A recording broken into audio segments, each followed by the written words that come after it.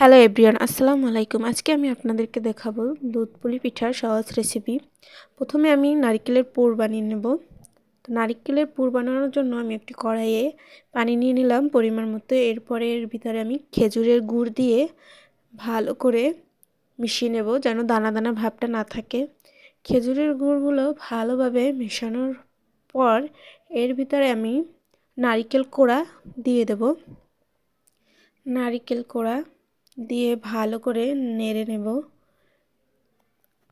এরপর আমি গুঁড়ো দুধ দিয়ে দেব 1 কাপের মতো। আপনারা চাইলে বেশিও দিতে পারেন, খেতে ভালো লাগবে। গুঁড়ো দুধটা দিয়ে ভালোভাবে আমি মিশিয়ে নেব। ভালোভাবে মেশানোর পর এর ভিতরে আমি 2টো এলাচ ও 2টো ছাল দিয়ে দেব ফ্লেভার বা ঘ্রাণের জন্য।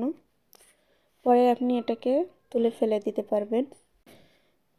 এরপর এটাকে আমি ভালোভাবে ভেজে নেব যাতে কোনো পানি না থাকে। এরপর ডো তৈরি করার জন্য আমি একটি কড়াইয়ে পানি নিয়ে দেব পরিমাণ মতো এবং 1 চিমটি পরিমাণে লবণ দিয়ে দেব।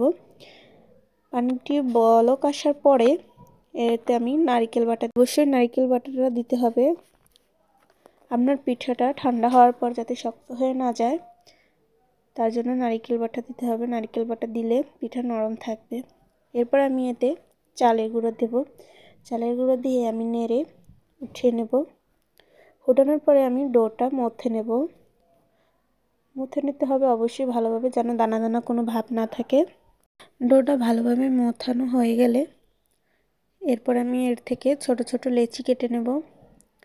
লেচিগুলো আমি গোল করে চালের গুঁড়োর ভিতরে একটু ভিজিয়ে নেব।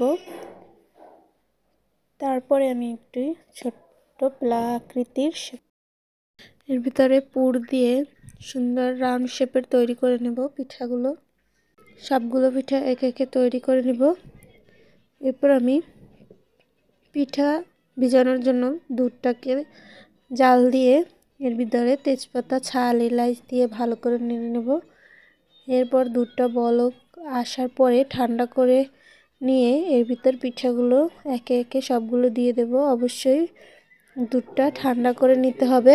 পিঠাগুলো দেওয়া হয়ে গেলে এরপরে আমি 1 কাপ দুধের ভিতরে খেজুরের গুড় দিয়ে ভালো করে জাল দিয়ে নেব। জাল দেওয়া হয়ে গেলে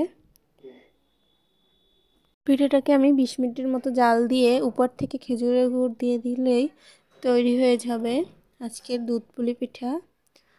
তো আমার ভিডিওটি ভালো লাগলে অবশ্যই আমার চ্যানেলটি সাবস্ক্রাইব করে দিবেন। বাই।